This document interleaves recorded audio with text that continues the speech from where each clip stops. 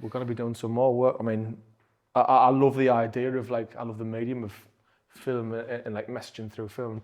One thing we're doing is like working with master debonair, because I want to try and change perceptions of like what people think depressed person looks like. So you go on Google and type depressed person, it's a man sitting with his head in his hand like this. Yeah. So we're gonna, I've spoken to Sam from the master debonair, and I'm going to get some of the lads who come to the group and the walks and volunteers, get them dressed up in the master debonair suits, looking and have a bit of a photo shoot of them like smiling and like, this is what depression can look like. Do you know what I mean? Changing perceptions of like, these ordinary blokes looking class, but you don't know what's hiding behind it, you know? Just had this conversation with Steve, exactly the same thing, because I'm like, people just leave you alone. He's in a bit of a stink, let's leave him alone. I'm like, it should be the opposite. Of course it should. You should, but how do you approach that? Yeah, exactly. It's hard, mate. Some people don't want to open up, do you know what I mean? Well, they've done it. But I think, you know, I think people don't know only because of maybe the history they've had of whenever they have opened up, they've maybe been shunned or they've maybe been told that's not what you're supposed to do. Or whenever, I know from experience, everybody who opens up feels much better for it. People don't want to, but it's not just because it doesn't help them, it's because they've probably been taught the whole life that's not what you do. Yeah.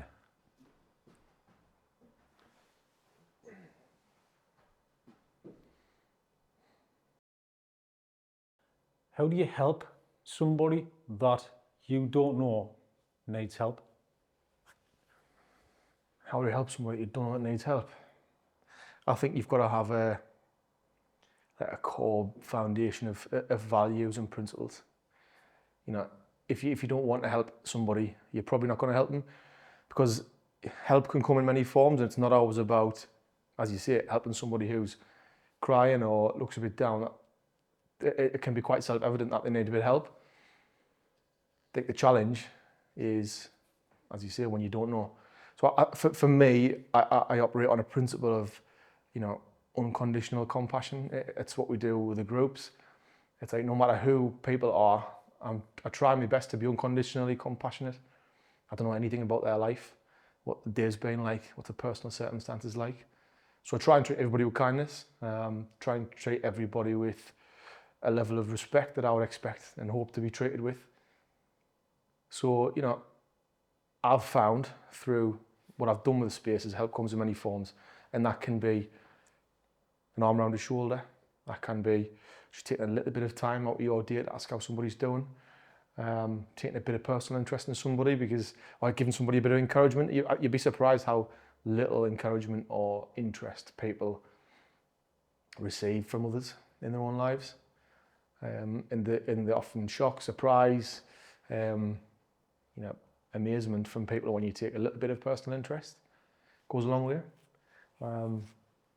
I know a lot of these small moments can change somebody's life. Try and treat everybody under that principle, you know.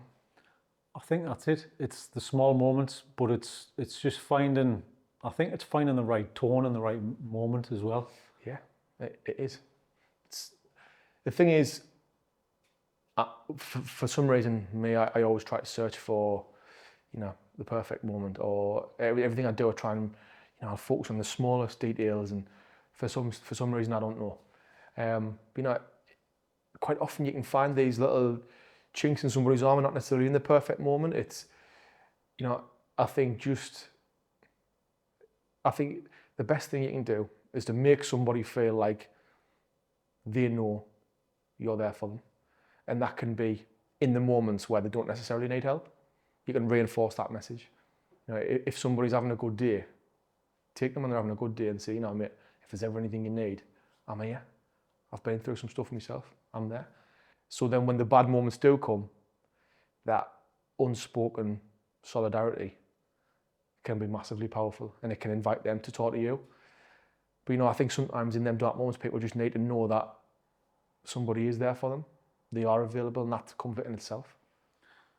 Because now, I mean, we're talking about men's mental health and yourself. Just want to mention Space Northeast. Is that the company? Yeah. And when did you set up Space Northeast? So we had our first group on the 20th of April 2022. That was, it's almost coming up 3 years now. Been quite I mean, it's amazing that 3 years. I never thought it would last that long. 3 years, and it's been quite an adventure, to be honest. there's clearly a reason for that, James. So let's spin it all the way back Okay. to where you're from. Where'd you grow up? Grew up in Silksworth, from anybody who's not from Sunderland. Grew up in, so I mean, at the foot of the ski slope, essentially. So if you step out into my street, you can see the top of the ski slope, which used to be a colliery, Silksworth Colliery. So yeah, grew up in Silksworth. Went to St Leonard's Primary School, St Aidan Secondary School in Ashbrook. Loved it. Loved my childhood. Had a tremendous childhood.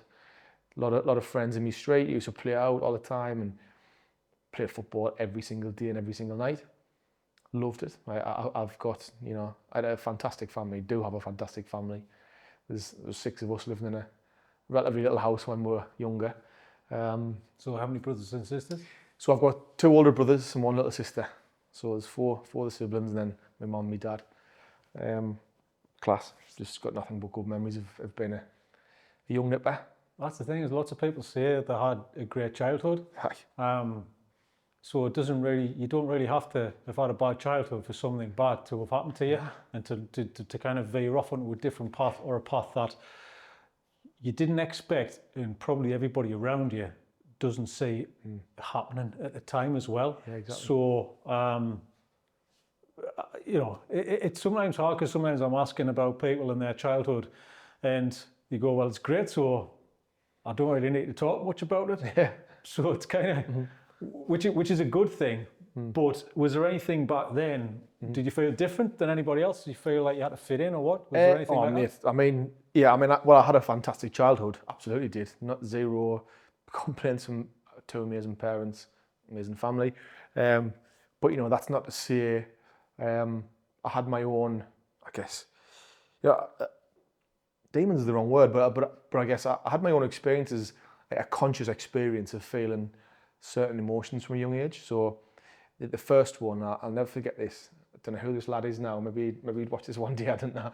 But I remember I was always a super enthusiastic little kid, very, very full of energy, like super, I loved football, life, people. I was a little bit of I liked to make people laugh, and sometimes unintentionally, but that was me. And I went to downhill in primary school. I'll never forget this moment. And it was the first moment I felt shame. We were all in the dance hall. It was like a little disco at the end, the night before you leave, and we were all doing do the time walk, I don't know what it was, and we were all dancing. And I remember I was just buzzing about dancing. And there was this guy who was like one of the instructors was there, and he was leaning against the wall, and he was just watching us like an eagle, like a hawk. Eagle. He was just watching me, and I'll never forget this just feeling of like, what's he looking at? And then it came over to me, or I approached him, I can't quite remember, and he just said in a really condescending tone, "You're really enthusiastic, aren't you?" And I was probably about 8, 9 at the time. And at the time, I remember just going in myself, just all that energy just went inside. Just embarrassment. Just in that moment, I felt shame. I was like, what am I putting myself out there for? Like, what am I doing that for? Really vivid memory. I've got that. That was my first experience of shame. And, I had quite a few more experiences through secondary school of, people. I was never bullied, ever. But, there was people who you think would, you'd be having a good laugh and enjoying yourself, not thinking about the world, and you catch them looking at you, staring at you, and they had that same look on their face. And it used to just bring back this feeling of shame. And I'd go in myself. And I think, over the years, that started to get into me a little bit, and I stopped maybe being myself as much as I always thought I would. So it took you back to that time. Yeah, exactly. That look of that guy, and that's the trigger for everybody else. Yeah, exactly. And it goes back to a bit what you asked when you asked the question about, how do you help somebody who don't need help? It's like you never understand the role you play in someone else's life. Never. So, these little moments that you might have, you don't know how it's going to affect somebody else, positively or negatively. And that really affected me. And it carried with me throughout my school years, and that very outgoing, sort of extroverted personality did start to shrink inside himself a little bit, to the point where I still am. I am, I guess, a relatively extroverted person, confident in any social situation, really. But that being said, internally, I do still have, I'm a lot more inclined to be by myself, and I revert back to that being on my own. maybe that's because of that. It's certainly something that sticks out in my mind is a real poignant moment in my life where I started to feel like, if I act like myself, if I'm excited or happy, I'm gonna feel ashamed for that. So do you feel like you have to rein it in because of how people are going to judge you for how you act as you, and then you're taking yourself away because that's the only way to kind of get away from that feeling? I think you're absolutely right, Dan. I think it's I try really hard to not care what anybody else thinks, but I feel like, I know when I hear people say that, and even when I see it, it's like there's an element of I don't necessarily believe what I'm saying when I see it. I don't care what other people think. I'd love to not care, but I do. And I think, it comes from small moments like that through your life, which ultimately shape who you are. So, I'm very, very cautious of how I'm perceived in social scenarios. Very cautious of how people perceive us. Probably is a bit of a people pleaser. Learned that through, just life, I guess. I always like to keep the peace. Doesn't always serve you well. And I think a lot of these, these emotions served as a bit of a backdrop and a bit of a bedrock for a lot of other negative emotions to build off. That shame and that becoming a little bit introverted and thinking, I don't feel necessarily too confident about myself. Probably served as a little bit of a foundation for what happened in later years. So did your friends and your family, do you think they were thinking the same kind of thing? Because it's hard, we don't know what other people think, right? But we all think that everyone thinks the same way we think. Do you know what I mean? Yeah. It's a mad thing to say, and it sounds like a bit of a mind kind of bamboozled, but we're all, do we think, was that something that you thought of the same time? Oh, well, I feel completely opposite and everyone's better than me and everyone feels more comfortable than me? Or do you think that everyone feels the same? I went through, especially secondary school, thinking that everybody felt like they were on top of the world and like they had this sense of supreme confidence and everything. That's what I went through. I never understood or had a conscious thought really about maybe other people are going through something themselves. And that's why they treat people the way they do. It just didn't come into my mind. It was always a thing of nobody feels like me. How I feel is just mine and nobody else understands. Couldn't be further from the truth. I mean, it really couldn't be further from the truth. We can all think that how we feel is just our own, but there are a lot of people in the world, and a lot of people have similar experiences. It's something we talk about with the groups, with the lads. Is there's 1,000,001 different ways to get to the destination I got to, 1,000,001 different ways to get there, and there's 1,000,001 ways out. It's just some people's lives take a different trajectory to others. Now, I know a lot of those lads who, maybe looked at me that way, didn't treat me as well. I know a lot of them are really good people. Probably just dealing with their own insecurities, dealing with their own, trying to find a place for themselves in the world. And people still do that as adults. You still say that a lot. But the good thing I find now is for a lot of the things I experienced, a lot of things I've been through, I know myself really well, which is I know that that's a skill and it's a real value to me, because I can be self-assured when I'm making decisions, when I'm having conversations with people, arguments with people. I can be very self-assured and I know what my motivations are for saying what I say and doing what I do. Because I had so many years of not knowing that and understanding that. I had to get sure on who I was and what I was about. Have you always had this level of self-awareness as well, James?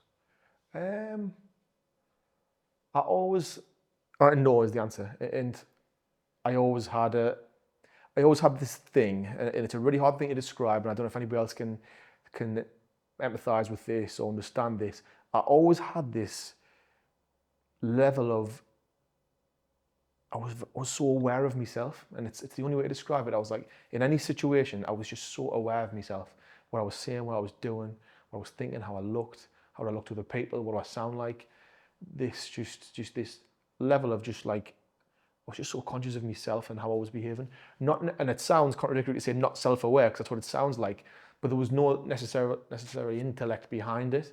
It was, it was an anxious thing. It was like, am I fitting in? Am I going to receive that, back to that reaction I had of that guy? Am I going to receive that look of shame off somebody if I behave this way? But I had to develop that level of self-awareness. Still don't think I'm anywhere near as, as aware as I could be. I think I'm always a work in progress. I feel like there's a bit of irony when you hear people say, I'm really self-aware. I think it's the least self-aware thing you can possibly say. I was going to say the same thing about myself, James. So yeah. But but you hear it and people say, like, I remember this guy I used to work with once said, I'm really emotionally intelligent. And I was like, on a work call with a lot of people, I'm thinking, really? Like, is that something an emotionally intelligent person would say? Or would you just, So, yeah, I mean, I like to think that I've worked on myself a lot and I've been through a lot. So I understand the spectrum of my own personality. I've been to both sides. I think the difference is, though, James, you can call yourself out on your own bullshit now and again. 100%. Massive. And that is a very, very, very good thing to learn. And it gives you an element of agency over yourself and over your work and your life. I had an instance a couple of weeks ago when I was on my way into doing some of the support groups of space, and I was in a really bad mood. I was in a stinker, and I was walking in, and it's difficult. If you're having a day where you're a bit angry or you're a bit frustrated, then you've also got to support the people. It can be hard. So I was walking in, and I just thought to myself, everything's gonna be fine. What am I stressing about? Like, I don't need to worry about this. These are all things I can do something about. And it was just like an instant snap to come out of this negative thought loop. And I think that comes from just that level of, understanding yourself and being able to just say, like, well, I know me. And like, as I say, it gives you that agency to just be like, okay, I can do something about any of my problems. It's tough because it's getting the happy balance of like not being too like self-deprecating, because sometimes that's, you can say it once, but you say it too many times, it kind of puts people off a bit, doesn't it? Definitely. But then you start feeling guilty and feeling shame about being that and self-deprecating. Did I say that too many times? Do you do that as well? Do you? Mate, honestly, I do that more times than you might understand. I am self-deprecating humour formed the basis of my like young 20s, late teens, calling myself fat or whatever. That was just what you did. And so when it comes to actually how I feel about myself internally, I often get frustrated with myself, arguments with myself in the shower. Why did I do that? What did I do this for? But it can get out of control because it does have an impact. But it's important that you balance that and say, recognize you for your own values. Like understanding yourself is a really really important thing to do, because you can almost absolve yourself of those negative thoughts. Because I know if I'm having some self-deprecating thoughts, which I do a lot, I know what my motivations are behind that. I know what my values are. So I'm not necessarily going to beat myself up because I know my intentions were positive. That's the thing, it's beating yourself up, because we always look out to the people who go, well, he's so confident and everything kind of works out for him, and why don't they have these issues, and what? Honestly, never ends, does it, James? Nah, it doesn't, mate. And you know what? There's not a person on earth, even the most confident, the most successful, there's not a person on earth doesn't experience this range of human emotion like we all do. And nobody. One thing I used to think like that.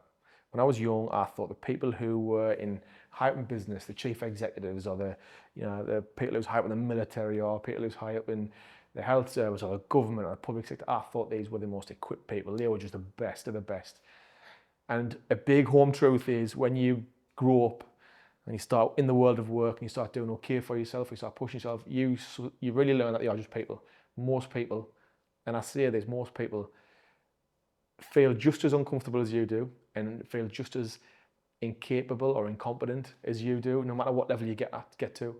People are just doing the best, and nobody has got it all together. And that goes for me, goes for everybody. And they use the phrase, I guess, blagging it. A lot of people just blag it and get by, and we all do, to some degree. I was going to say winging it, but it's the same thing, isn't it? Blagging it, winging it. Yeah. We all do it, man. But people do. I think it's only when you get older that you realise that actually adults don't have all the answers, because then you become one. Yeah, well, exactly, 100%. I think there's probably pressure on you as an adult to think that you should have all the answers, especially if you've got kids and stuff. But like we're all just doing this for the first time. None of us have been alive before, so I think anyway. Maybe we did, I don't know. Let's not get to that one. But none of us have been alive before. This is our first time doing life, being a human being. A lot of the things we experience are the first time we've done it. Got to cut yourself some slack. Take the lessons you've learned and move on. So why do we pressurize ourselves now? What is it with society now? What are you saying? Because you say a lot of people. Yeah. Is there a pattern? Yeah, without a doubt. A lot of it feels like a society in the sense of social hierarchy, how we see ourselves, where we place ourselves in work and relationships. Huge cause of a lot of problems. Social media, massive. I mean, it is massive. I mean, you've taken what used to be society and communities, which were you had to experience in a person-to-person setting. You've now extrapolated that into a global community where everybody looks better than you. Whereas if you were knocking about in Silksworth and that was the only community you knew, and everybody had everything and you had nothing, or you felt like you had nothing, you would feel terrible. You'd feel like, why am I at the bottom of society? Now you turn your phone on, everybody got a six-pack, everybody's ripped and tanned and wealthy and got all these business ideas and successful. Very few people you see show the day-to-day realities of their own lives, the true realities of their own life. So it's a big part. A lot of the lads we help, social media is a big problem. But it's also, it's how a lot of it comes back to purpose. A lot of lads feel like they've either lost their purpose or they don't have one, don't know how to find one, a little bit directionless. I mean, that's what I felt. I didn't have any purpose in my life, so I thought, people loving you and having a place in the world is different to having that purpose. It's an internal, intrinsic thing that you need to have as a person. Like, what are you aspiring to?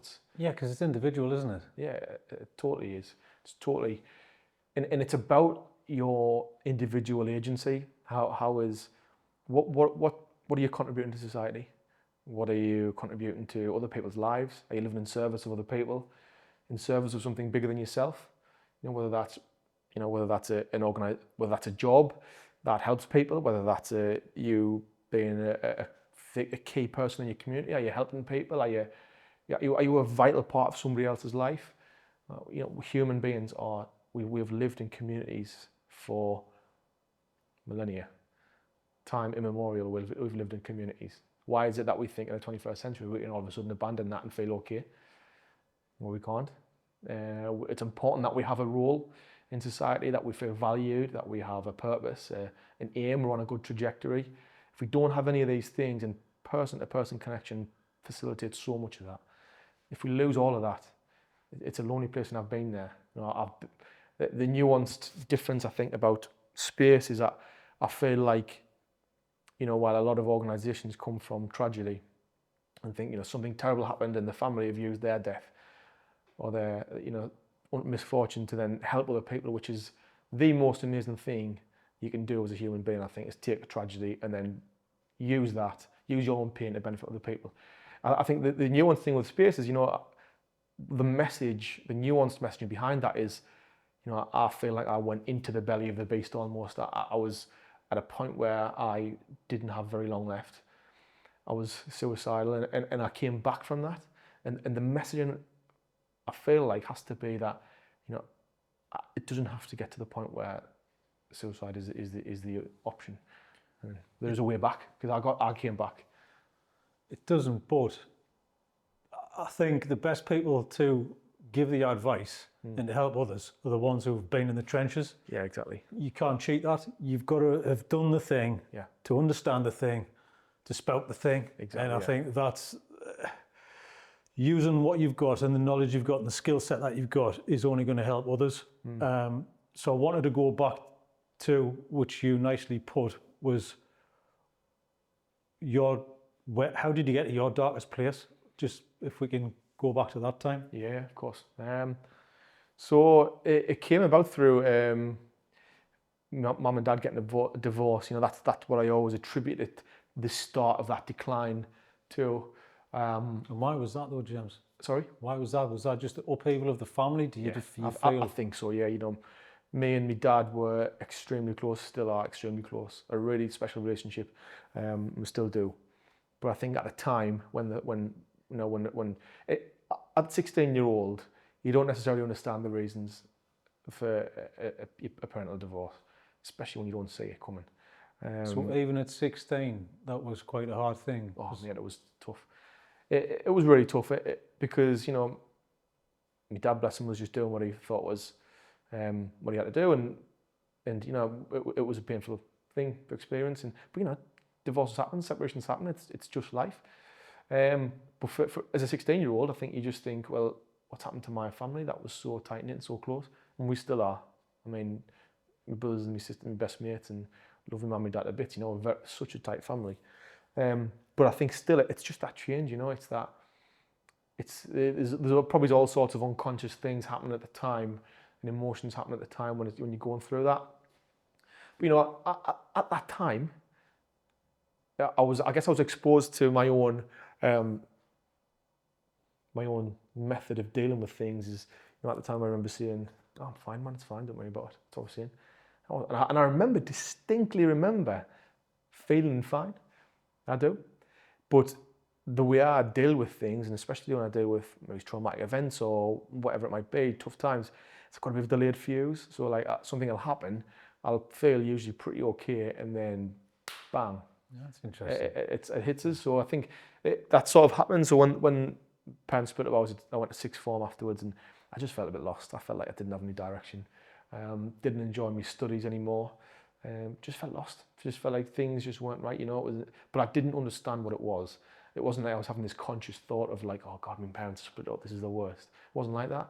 It was this invisible underlying just stream of negative emotion I was feeling. I think at the age of 16, it's quite a pinnacle point as well, because now you're not in that structure of school and you've got a little bit more freedom, haven't you? Yeah, of course, massive. Yeah. And for me, that all this stuff played a part in it. The freedom side of things, I took that freedom with both hands instead of staying a little bit more structured and, I guess, trying to think of the word. I can't think of the word. But I took that freedom and just went, okay, I'm gonna not try hard with my studies as much. I'm gonna get out and drink as you do when you're 17, 18-year-old in sixth form. You get that bit of taste of freedom.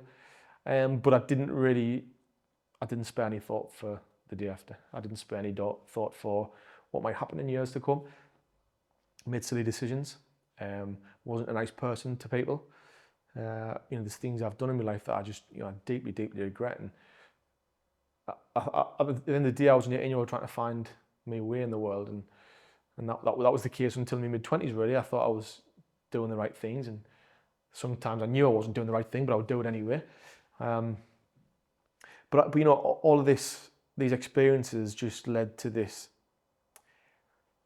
I was just building up this stack of evidence that I wasn't a good person, and it was like I was doing things that weren't good for me, that weren't healthy. I used to, drinking was a big thing. I used to not about my mates and drink a lot, and like I used to get like payday loans to go to an away match, and like it just brutally destroyed my credit rating and stuff. So like I didn't understand at the time how much of an impact that would have on me being able to purchase a home at 30-year-old. I couldn't do that because of what I did back then. But drinking, poor management of my money. I wasn't exercising. I had no purpose. I was jumping from job to job. I was running away. I went and moved down to university in Bristol after I'd been in the Royal Air Force earlier, and I was in Buckinghamshire for that. I love the Royal Air Force, but I got injured, medically discharged. Give us some real structure and discipline. And then when I went, did you orchestrate that injury, or did it just happen? Was that just bad luck, James? No, it was bad. It was extremely bad luck, and I'll tell you why. I do have an element of a huge element of self-sabotage in me. Because sometimes you're bouncing around and you're trying to find something, and you go, this is not you're for me. pushing back. Because exactly. It sounds like you've been pushing back since that 16-year-old. You go, oh, hang on, now I've been nice all the time. Now it's time for the bad side of me to come out. You know what, Dan? I feel very intimately, I'm aware of that feeling. And interestingly, more so in my later life. I explained a bit about that, but you know, the injury wasn't. The injury was I sneezed, which is mad. And I was poorly. I was in the mess hall with my team. You know, breakfast. I had a bit of a cold. I turned to the side and sneezed, and I slipped a disc in my back. So he couldn't write it, could you? I was like, there you go. That's fantastic. Are you the only one that's ever done that? I must be. I must be. Medically discharged for a sneeze. I must be the only one who's had that. I mean, you've got to wear that as a badge, haven't you? Oh, mate, you do, aye. It was brutal. I mean, it was brutal. I mean, probably 5-6 months of rehab after that, you know, just like in the rehab flight. Those weren't great, like. Yeah, ribbon as well. You're going to get loads of crap for that. And it was just like, it was horrendous. But it was interesting because when you mentioned that, like, was it orchestrated? Because I used to think that to myself. I'd think, I've done this myself to get out of here. Because I always had this idea of something on the horizon. There was always something else on the horizon, which is why I ran away. I had the Royal Air Force. When that didn't go to plan, I was university. I used to think about university. Then when university was there, I was like, I think about moving away.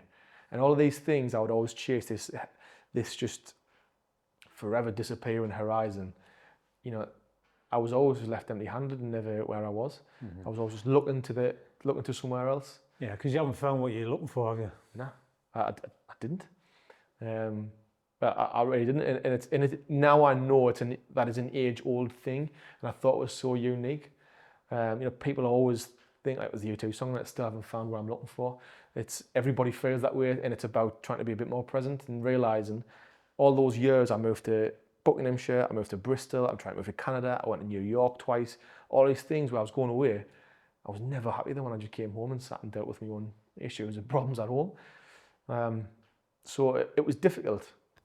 So how did you end up in Canada? Because I think I've heard this story, haven't you? So, fucking hell. How long were you there? I was so it'll have been 2017. Yeah, November 2017. That didn't seem that long ago as well. Seven years ago now.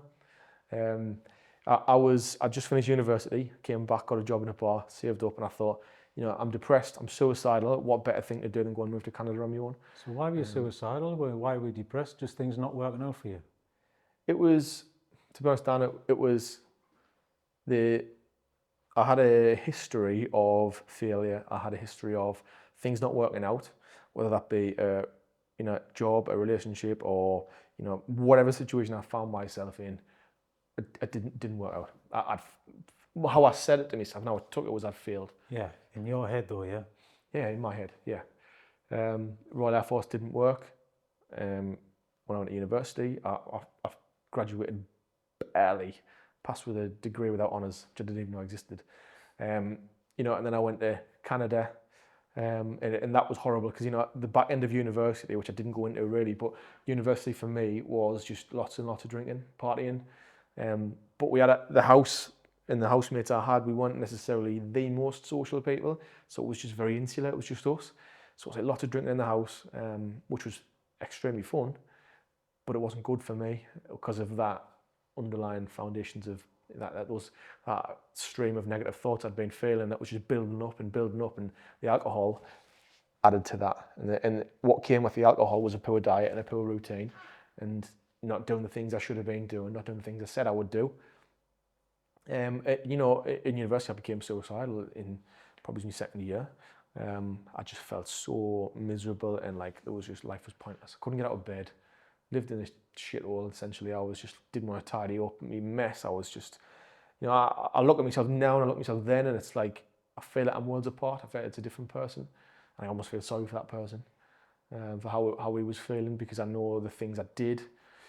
And if I could look back now and go and speak to that person and just like put my arm around them and just say, you know, like, what are you doing, mate? This is not the path. You know, this is not the right path.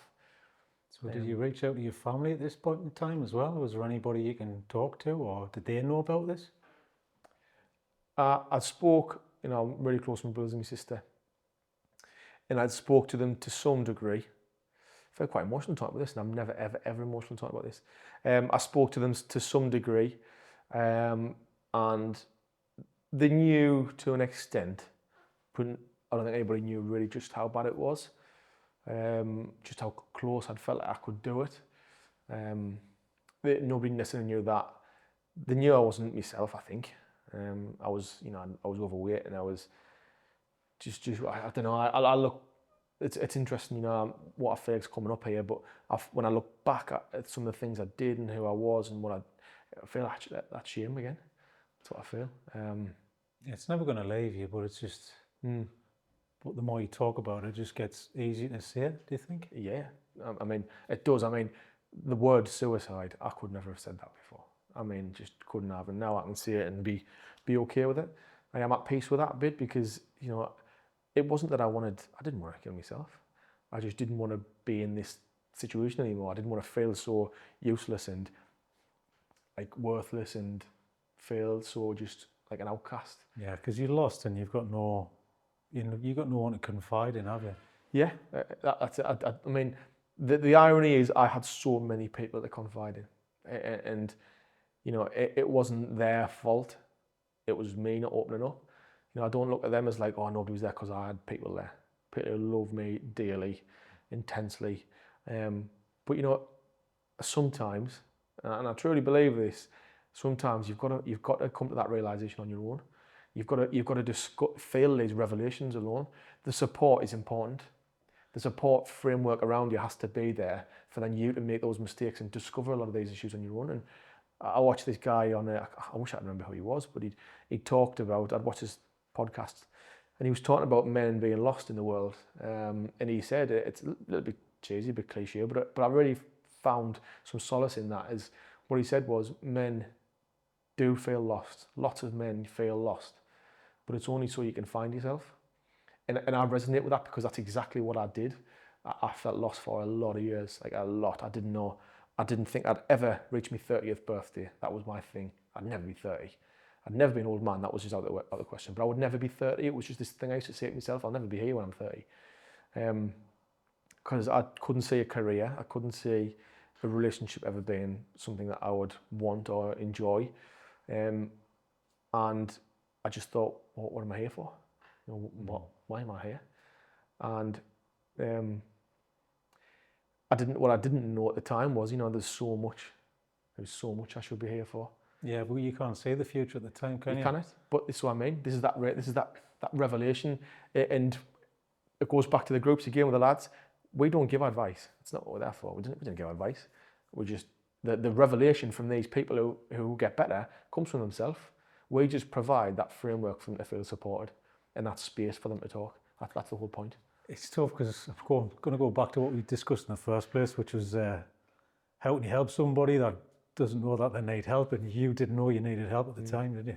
Yeah, I mean, I don't know what I needed, is the truth. I knew how I felt was awful, but I just feel like I waited for somebody else to come and take it away from us, and if that wasn't going to happen, I would have just took it away from myself in the most ultimate manner possible. But I remember a real moment of change for me. And now this has had a lot of positives for me, a few little negatives, but I think the real moment of turnaround for me, when I decided I would do things differently, was when I just said to myself, everything that's happened in my life is my fault. Now, it sounds like there's blame, but what I was doing there in my own clunky way was saying, I'm going to take responsibility for everything I've done and realise that I'm a product of my choices. I'm not a victim of my circumstances, I'm a product of my choices. And when I did that, I felt this little bit of relief, because I thought, well, if this is the product of my choices, then surely things can be better as the product of better choices. Was that the first time you thought you'd been honest with yourself? Definitely. I'd lied to myself for a long, long time. Always, but I didn't know I was lying to myself. It's important I say that. I wasn't consciously lying to myself. I didn't know. And I had, when I was in university and stuff, and I was thinking about going to Canada and all these things, I was lying to myself, saying that the happiness I was looking for was over there. And I knew I was lying about that because it was in here all the time. I didn't have that purpose, that meaning. I just didn't have it. And that's what I was looking for the whole time. So how did you get to it, James? How did you get to find that purpose? It was the day I was going to kill myself. it was. So that day, I was going to do it. You know, I'd had a bit of. I was working at a call centre, hated my life, and it was a red hot day, and I decided this day I was gonna take my own life. Essentially, I was sick, I was fed up. Too much had happened, and I went to the doctors just as at one sort of final act of rebellion against whatever this thing was inside of me.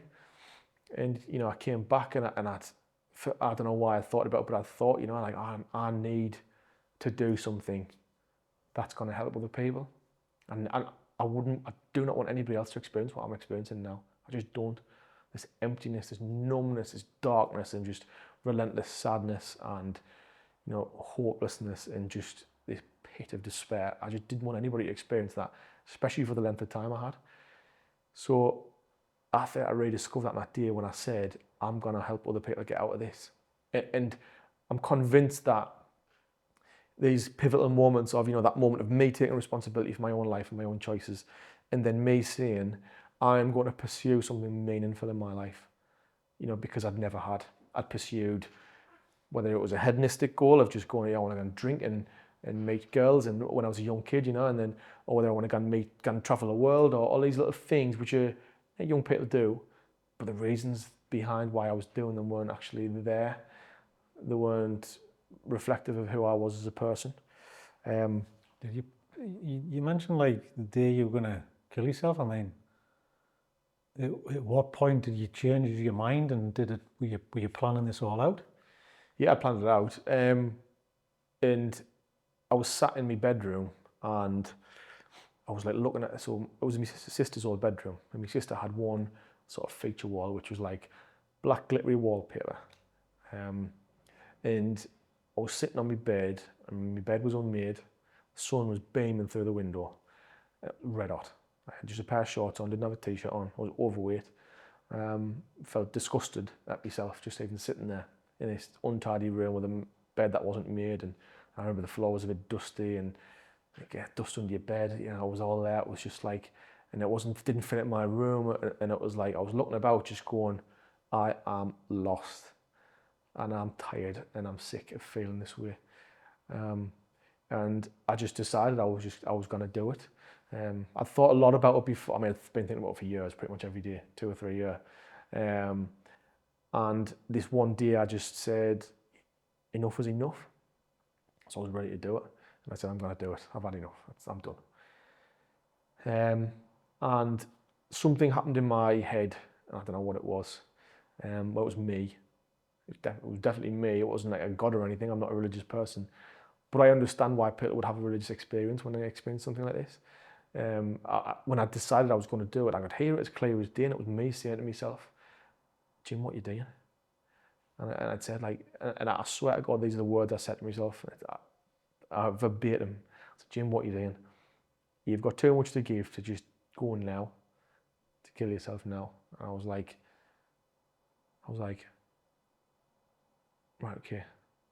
And I sort of listened to it, and what I did in that point was this little act of rebellion, and that black wallpaper that I described, you know, the sun was shining on it, and the glitter, you could see the glitter and stuff, but it looked evil to me, and I pictured all this pain and this sadness and this emptiness that I'd felt for so long, and the failures and the rejections and the shame and all this stuff. I just externalized it, and I looked at the wall, and I pictured all that negative emotion as a physical thing.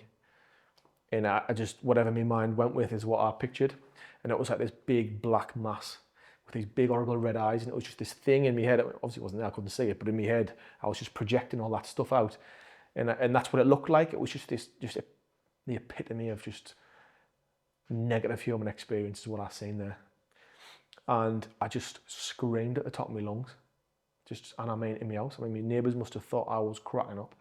I just screamed at it, this just angry, like feral scream at this thing in my room. It was just this rebellion against all the crap I'd felt for so long, and the people who I feel like were horrible to me, and the people who tried to put us down, and how I felt about myself, and all this stuff mixed into one big, horrible black swirling mass at the end of my bed.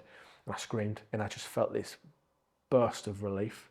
It was like the you know, it was like just a pot of water that had been simmering away for years just went, and actually the pressure was off for a little bit. I thought, wow, I felt really good that, like, why have I not, what's this? Like, why do I feel like I've got some power back?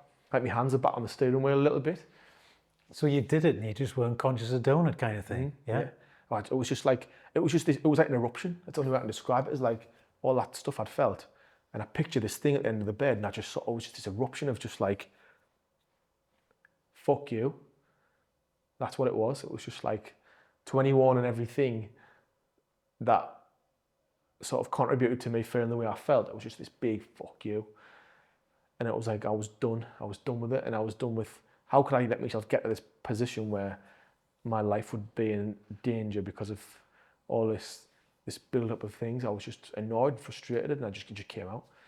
I was just screamed at it, and I was just like, it was just one big scream, but I just felt this release, honestly, man, like this just release. I took some action about it, you know, like it was this, instead of just thinking and ruminating constantly for years, I took some action, and I just burst out, and it was just like, it was the first time I felt like my hands were on the wheel, and I was like, I'm not doing this. So I went to the doctors. I walked to the doctors, and I asked the receptionist to speak to someone. I said I was going to kill myself, and she put me in touch with the nurse came down and spoke to me for like an hour, and then they put me in touch with a counsellor and a therapist. I got on the waiting list, which is another matter altogether. No, but the staff were amazing. It was just clear there was a lot of people like me. That's what that told me, was, you know, I wasn't the only one feeling this way. There's a waiting list. So I came home and I saw my mum. That was when I said to my mum, my mum was sitting at the breakfast bar when I came home, and I sat and talked to her, and I said, Mum, I wouldn't wish this on my worst enemy. That's when I said, I want to help other lads get out of this. And that day was my light bulb moment. Now, after that day, that wasn't some sort of Hollywood-esque, you know, revival of James Files, like, by no means. It was the start of a long, tough journey, a long, tough road. But it was a road I'd never been on, you know, and it was like I could see an end, I could see a destination, I could see meaning and purpose, and I was like, good things are going to come from this. And that was the first time I ever felt that way for a long time. And instead of just being like, where is my life going to go, I was like, I can see where my life's going to go.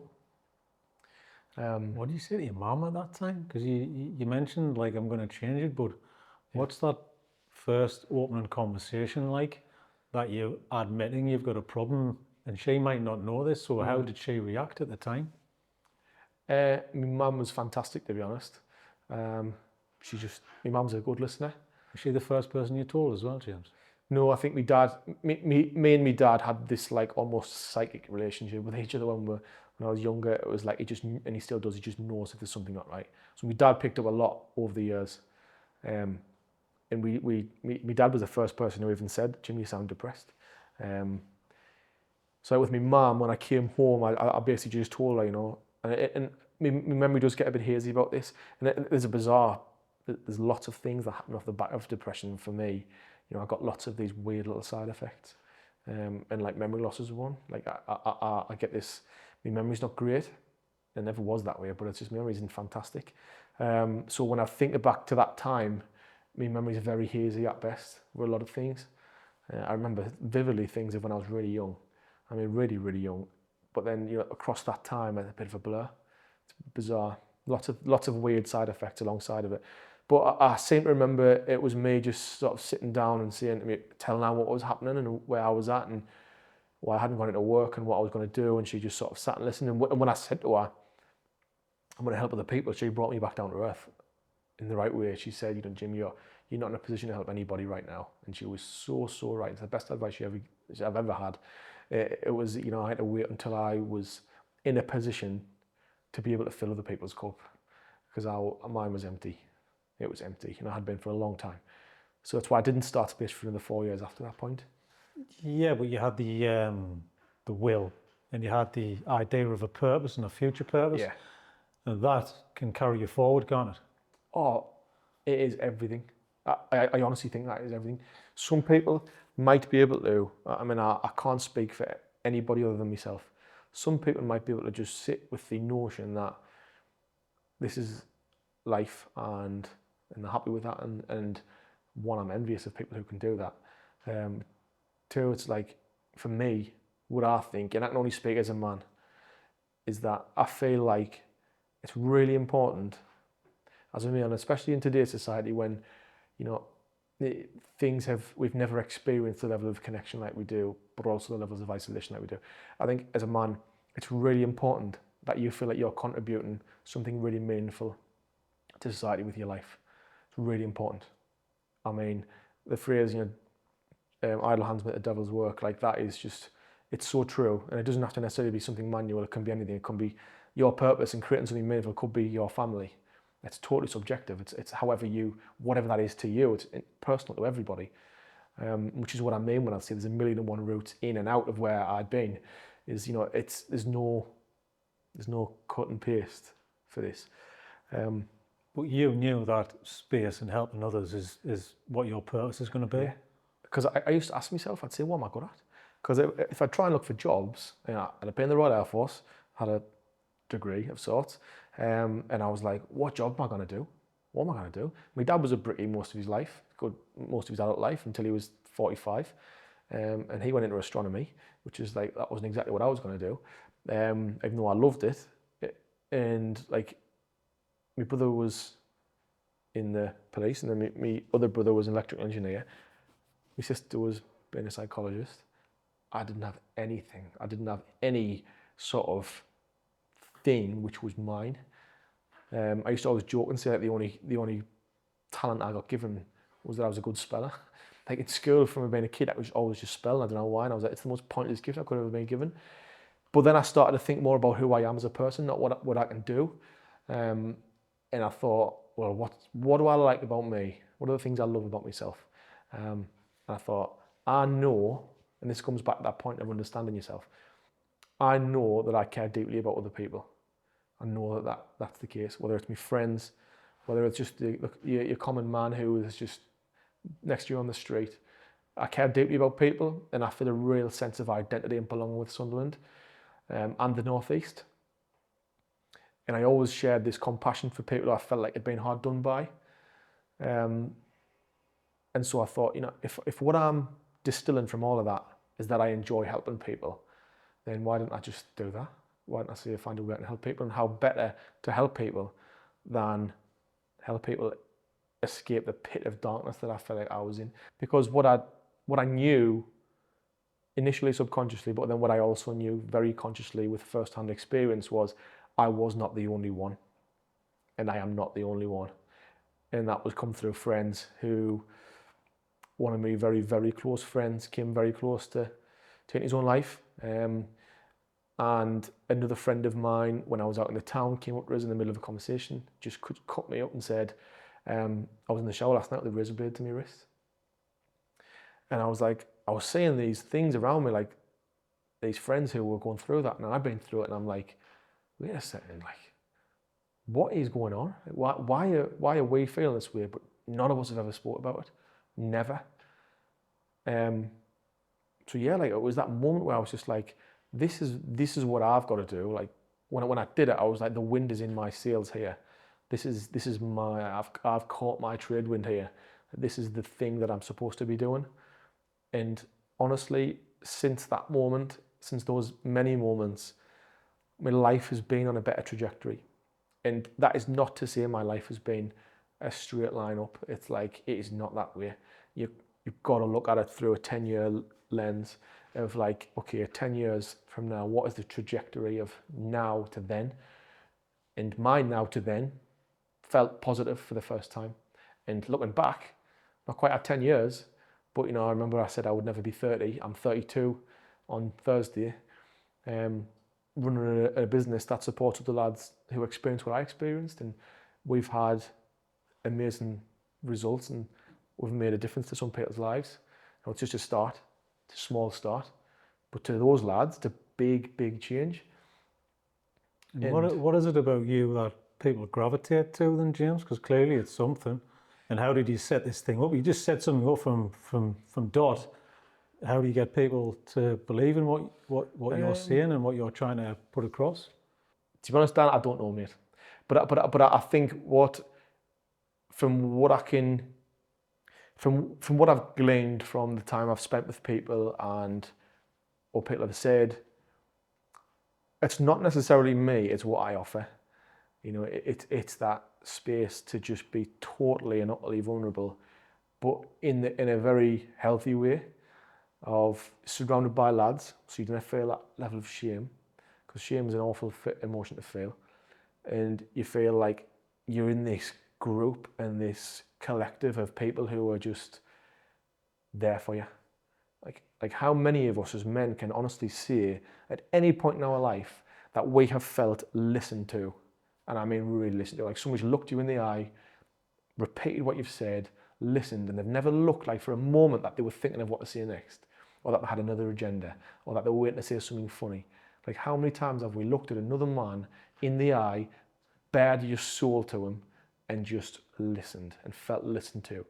I bet most of us have never experienced that. Never.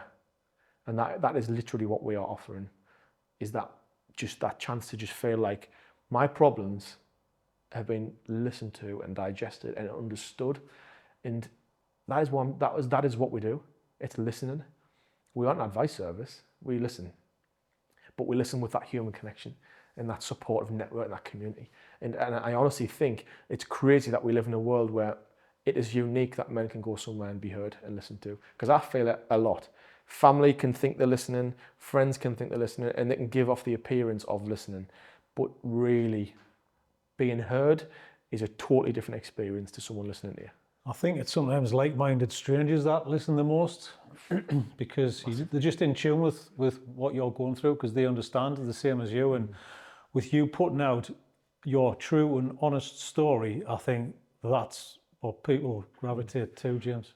Dan, I agree, and I think one of the, I think when you go through this journey of, recovery, I guess what I've went through, and then business after that, is one of the things, you notice these really prominent themes in life that are really true, no matter which circles you go in.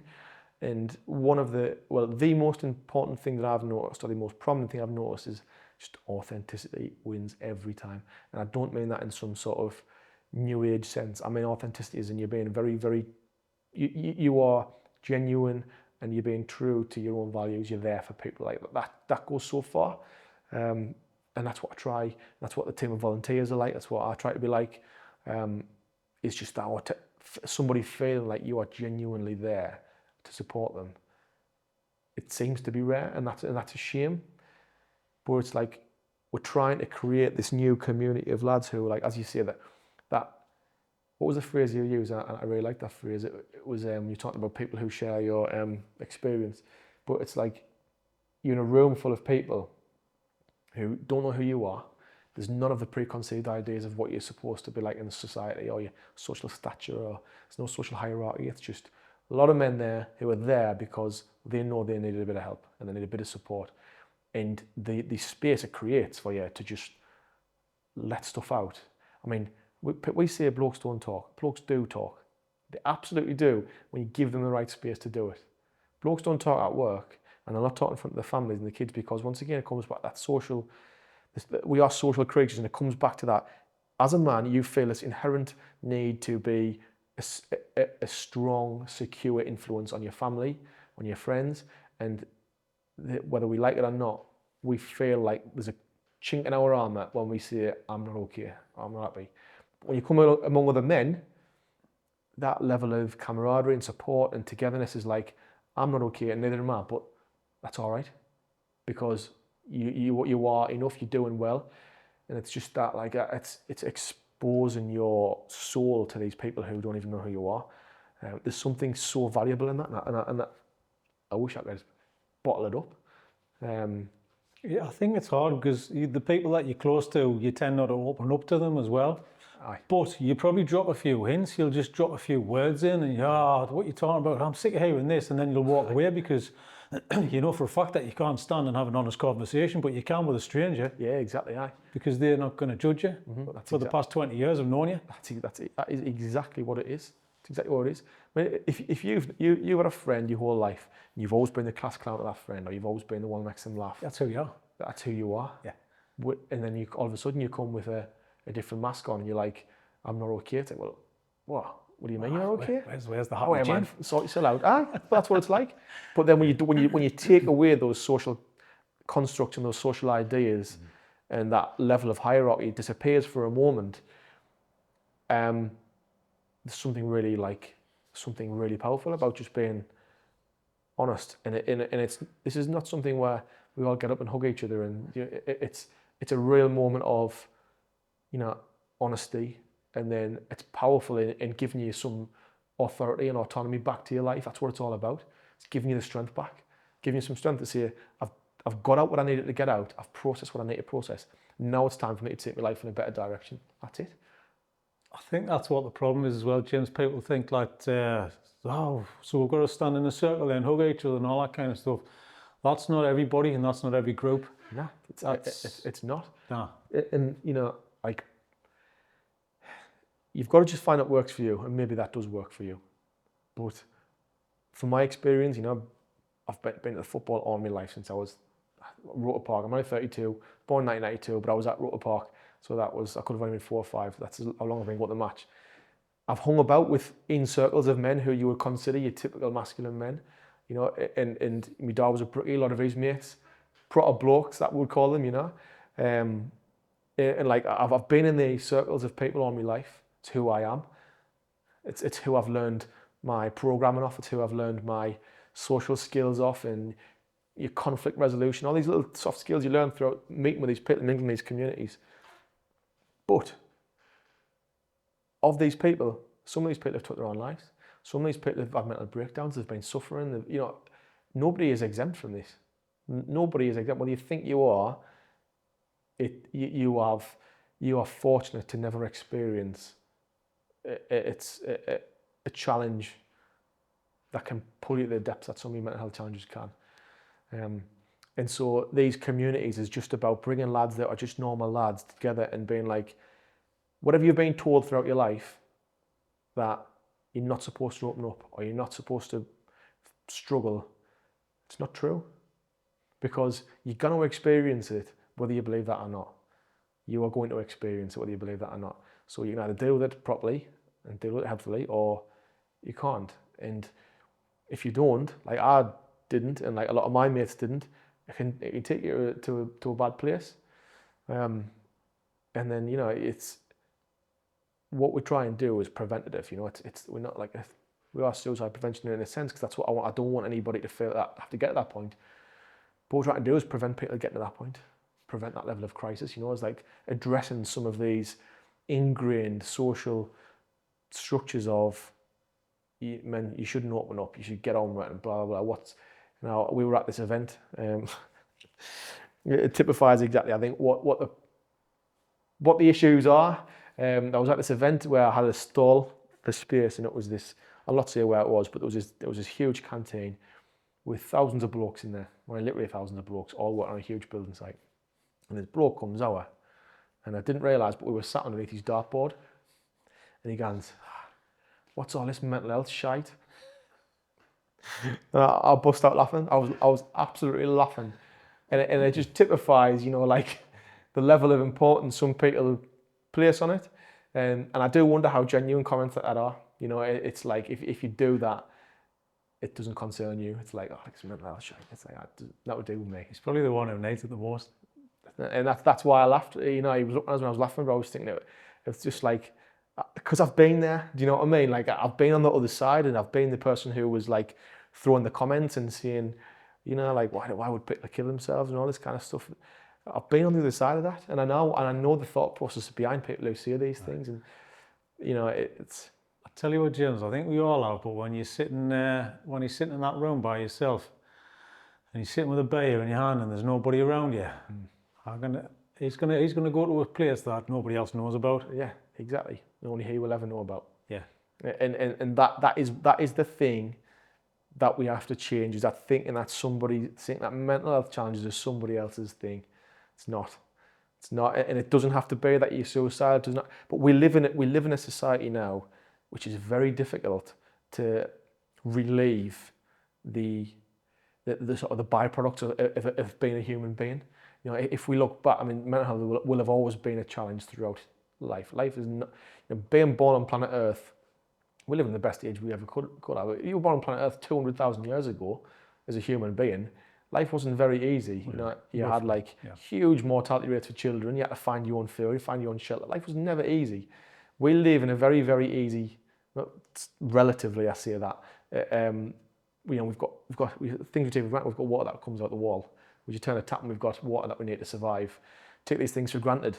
But if you think back then, if somebody felt anxious 200,000 years ago, he spent all day walking, he spent all day out in nature, he's seen the sunshine, he had his feet on the floor, he'd have seen animals, he'd have felt the wind on his face and the rain on his face, he'd have been foraging for food, he'd have been getting water, he'd have had a family or a community to be around. If he didn't, he wouldn't survive.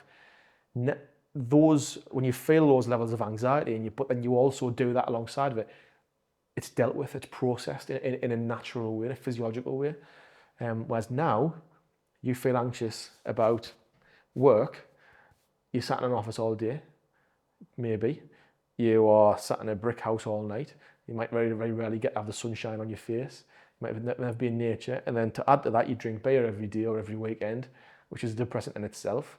You don't feel you've got any purpose, you don't feel you're contributing to society. All these things fade in and you're also isolated. So we need to find different ways of dealing with and processing our human nature. That's the fundamental part of it. It is our human nature, but I feel like there is an imbalance now of nature and how we then process and deal with our human nature. It's that level of people say like I've got anxiety, or have you got anxiety or are you anxious? Because feeling anxious is a normal thing to feel, and if that's uncontrollable, how are we then going to help you to try and deal with that? Alcohol and drugs, James. That's how a lot of people do it, blokes anyway, and it's not a healthy way of dealing with it. And it's one of them things where you can push it down, but it always comes back. I think men are kind of more reactive to things, and that's why you get a lot of suicide or higher suicide in men, because men are reactive. They'll just go, fuck it, I'm done.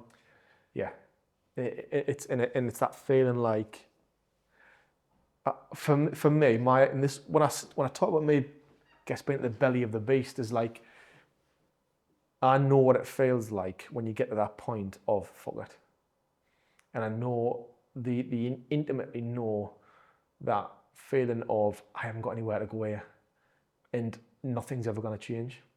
I know what that feels like, and the temptation to just do it and get it over with, and for the pain to be over, is overwhelming. And I mean, it really is. And it's not that you want to die. It's not. And the pain that you feel at the thought of leaving your family behind and leaving a life behind is real. It's as real as you feel now, thinking about your life being taken from you. The people who take their own lives, they feel that same pain and that same feel of loss at what could have been. But it's just that the pain feels too much. And it's that life is no longer worth it, that you feel like that hope is gone. The hope is totally gone. And when you feel like things can't change and you feel stuck, that's when it comes to the point of, I can't do this anymore. And you mix that with tiredness. The tiredness you feel, of feeling this we all. I mean, think about your worst day right now. The day you woke up on the wrong side of the bed and it was just crap. From beginning to end, things went wrong. You had a bad mood, arguments, blah, blah, blah. Think of that. But then extrapolate that out every day for a decade. And then that's the level of depth, the depth of despair that people feel. So how does it take a lad from Sunderland, from Silksworth, who's been through this, to change other people's lives? Do you know what I mean? It's like people are taking mental health into their own hands by opening groups. Yeah. I mean, I take my hat off to you because good on you, but why aren't the people with money doing anything about it? I'll not mention the government word, but I will mention the government word because that's what miffs me about this. Yeah. So my honest opinion, Dan, is I think you know, one we shouldn't be surprised is that the Northeast has typically been forgotten about for a long, long, long time. Well, still, we're still walking around cobbled streets, aren't we, though, James? Is that right? Well, yeah. I mean, if you Flat caps and whippets. well, but do you know what? It's the Northeast has been forgotten about, and those all these things are still true. I mean, if you drive to any ex-mining village in the Northeast you want, and you will see levels of poverty there. You look at Middlesbrough, I think the statistic was 1 in 5 children experience poverty in Middlesbrough. We live in the 21st century where, 60 years ago we were sending people land on the moon, and we're still having people in child poverty now. That should tell you everything about the level of interest. There's nothing to gain from helping people. There's nothing to gain from that. But, and there is a big but, I do feel like that there's a group of, maybe a sort of a strata of people who, maybe don't need to see a psychologist or a counsellor, but it's the only support that's available to them. So it's a little bit square peg round hole, and medicalising people maybe don't need it. Why I'm not solving a medical problem here. That's not what we're trying to solve. I think we're trying to solve a social problem, and it's a problem of social isolation.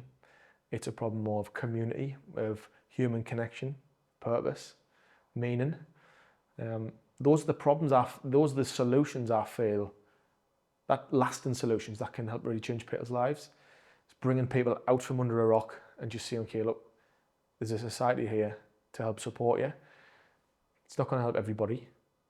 And the health service do everything they possibly can. They are working with what they can.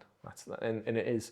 I do not envy their job, because what they have to deal with is nothing short of, it must be punishing. Not being able to help when you join that job because you want to help must be tough. I've got sympathy for the people who do it. It's not the people who do it, it's the people who sign this stuff off. Yeah. Well, do you know what? I think it all goes back to, the health service can only use the tools that they are given, and only use the tools that they're given them money to buy. When it comes to the government, that's a whole different issue. I, as I'm sure many do, feel totally disenfranchised with the current government we have, and lots of people. Any government we have. No, genuinely anyone. I mean, it doesn't matter, does it? While I voted in the election, I wasn't a confident vote. It was a vote of, excluding another party. It was a vote of support as best I could. See if the red time's better than the blue time. But that's what you're doing, isn't it? That's essentially what you're doing. So there's a lot of hot air, and there's a lot of people who like to talk about it, and this goes back to the thing I mentioned at the beginning. Planning the thing, talking about the thing is not the same as doing it. Just do it. And that was my idea. Was I don't have any of the red tape.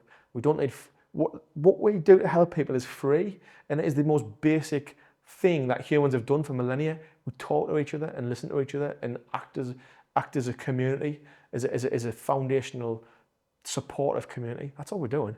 There's no revolutionary, formula in here. It's not a 3-step or 5-step program which is going to help turn your life around. We just talk and listen to each other. That is it, and it doesn't need a hugely costly infrastructure around it. It's as simple as that, and I honestly feel that's all it needs to be, as simple as. The way I see it is, if we can help people who are on waiting list, or help people who's going to the health service, and maybe they find what they need with us instead of having to go through those channels. Maybe maybe all that somebody needs is to be heard, to be listened to process this tough time that they're going through with people around them, and then they move on to the next part of their life. Maybe that's all you need. It's simplistic as that. But what happens is, somebody needs help, they don't know where to go for help, that kind of help. They get on a waiting list, they get offered antidepressants, they've got to wait, they'll say a counsellor in 6 weeks usually, and then they've got to wait and see a therapist for a year.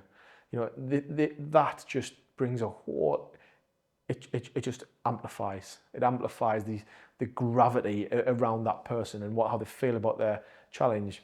When with us, I feel like it's, you can come on a Wednesday or a Saturday for free. There's no sign up. Talk about how you're feeling, get it out, process it, feel supported while you're having a hard time as a safety net there, and then off you go. That's it. You give them more flexibility to people, aren't you? Well, yeah, because you don't need to wait for 6 months to see us. You literally, you could have heard about us on Wednesday morning, and on Wednesday night you could be sat in a room telling people how you feel and getting out for the first time in your entire life how you feel about life, how you feel about your life, where your directions are, what's your values, what's happened to me, which is the reason why I'm behaving the way I'm behaving, or I feel the way I feel. It is endless. But it is simple.